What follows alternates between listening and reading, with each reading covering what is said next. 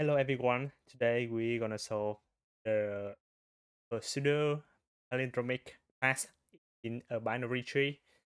This problem asks us to count the number of the path so that the road between a root to a leaf node is palindrome or not.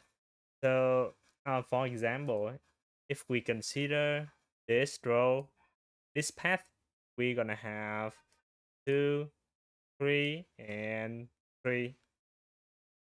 So this can consider a pseudo palindromic path, and if we consider 2, 1, 1, it's gonna be another pseudo palindromic path as well.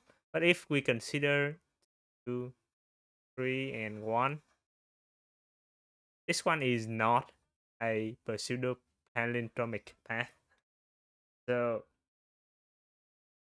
uh how can we consider a path is a pseudo palindromic path or not? So basically we're gonna have a permutation of the node values in the path is a palindrome. So which means that if we consider this one, we're gonna have a permutation of 3, 2, and 3, and this one is uh, 1, 2, and 1, and this one we cannot find a permutation so that we can create a palindrome. So that is the first example, and for the second one we have this one, 2, 1, 1, and 2, 1, 3, 1.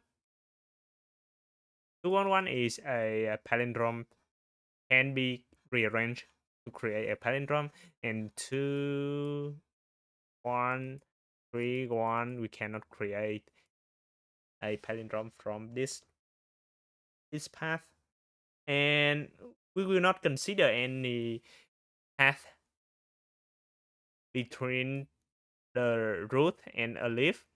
For example, if we have 1, 3, 1, we will not consider this one, and we which means that we have to choose the starting node is root node and the ending node is a leaf node. So that's basically the question. And what we're gonna do is that we will count the frequency of all the value from a root to a leaf. And after counting all the frequency, we can we can see from the frequency, and we can check whether or not we can create a palindrome from the frequency or not. For example, if we have the frequency is we have 1, 5, 6, 7, 8, 8, and 0. Let me see if we have the range of the node value is from 1 to 9, right? So basically we will not have 0 right here, and frequency of 1, 1, and 2 is 2 and 1, right? So which means that we can use 1 from the beginning, 1 from the end, and we can use 2 in the between of them. And for example, in this case, we have 2, 1, 3, 1. It's gonna be this. And for this case, we will create the same string 1 and 1, and for 2 and 3, and put them between here, and we cannot create any palindrome. So basically, if the frequency of the order number from 1 to 9 have at most one element is odd. So if we have at most one frequency from here is odd, right? Which means that we can create a palindrome from the frequency, and otherwise we cannot create a palindrome from this path. So yeah, that's all for the idea. And finally, how can we count the number of paths? So we can just start from the root, and when we reach to uh, any leaf node, we will double check whether or not we have this tap frequency. Okay, so first of all, I'm gonna create a frequency array which have 10 element, and then we will have a DFS function is for traversal for all of the node in the root. So we have the DFS, and we're gonna name it like to count the syndrome path. We have a tree node right here, right? And I'm gonna use the frequency vector right here, or then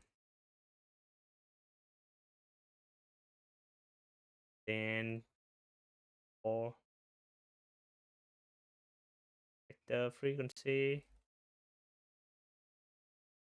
but I'm gonna pass by reference, and we use only one vector for the whole DFS process. And first of all, I'm gonna increase the frequency of our current value right here. So frequency of current value increase by 1, and we're gonna check if the left path is a palindrome or a right path is a palindrome, right? So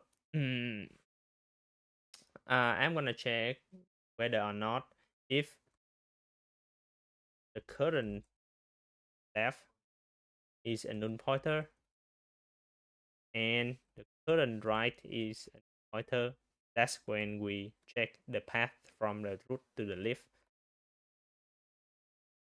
This one means that this is a the current node is a leaf node, right?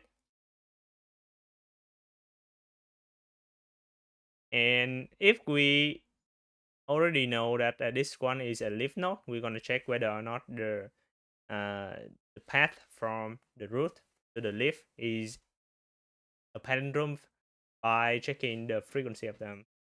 We have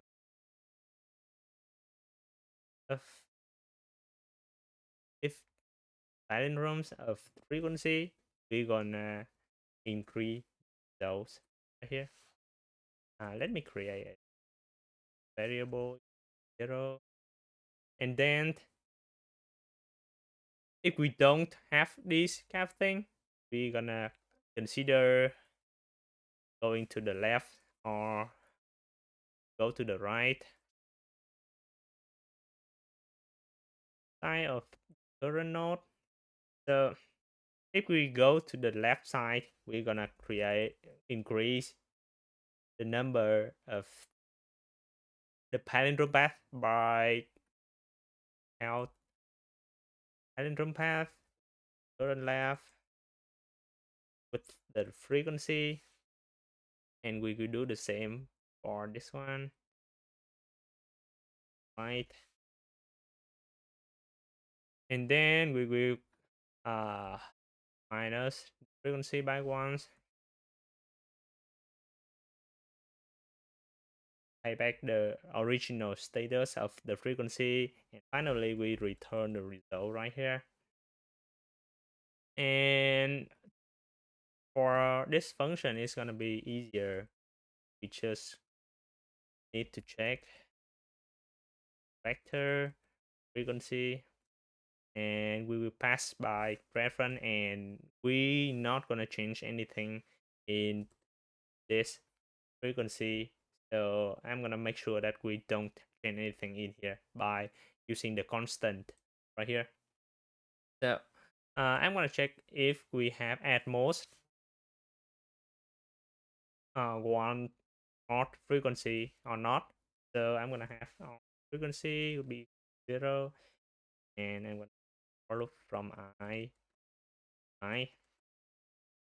equal 1 to 9, and if the frequency of I is an odd number,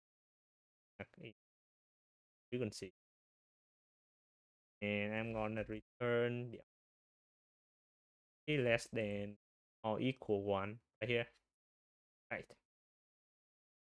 And the time complexity is gonna be O, and with n is the number of nodes,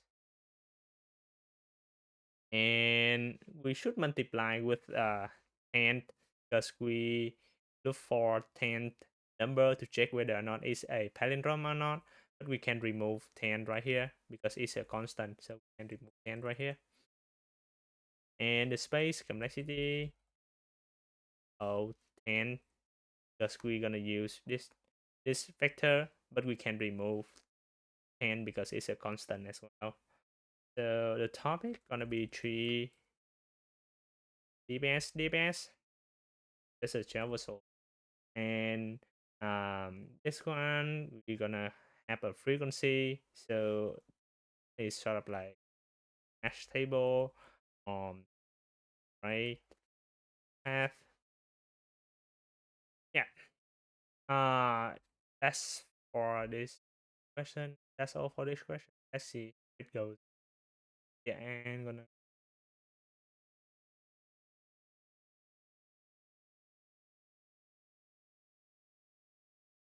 hit it. Yeah, perfect. So this is all for this question. But this question can be solved by using another approach. Instead of using this frequency, we can use a number to illustrate the frequency of them. For example, we can use a 2 to the power of 10th number to illustrate a bit string. For example, we have uh, 1 to 9, right? We just need 2 to the power of 9 number uh, to represent the frequency of them. For example, if we have uh, this frequency, we just basically need the odd or the even, right? So for the even frequency, we're gonna represent it as a 0 bit, and for the odd frequency, we're gonna present it at a 1 bit. So for this one is 1, and for all the other number, we're gonna have 0, 0, 0, 0, 0, 0. So instead of using a vector, we can basically use bit value to illustrate this number.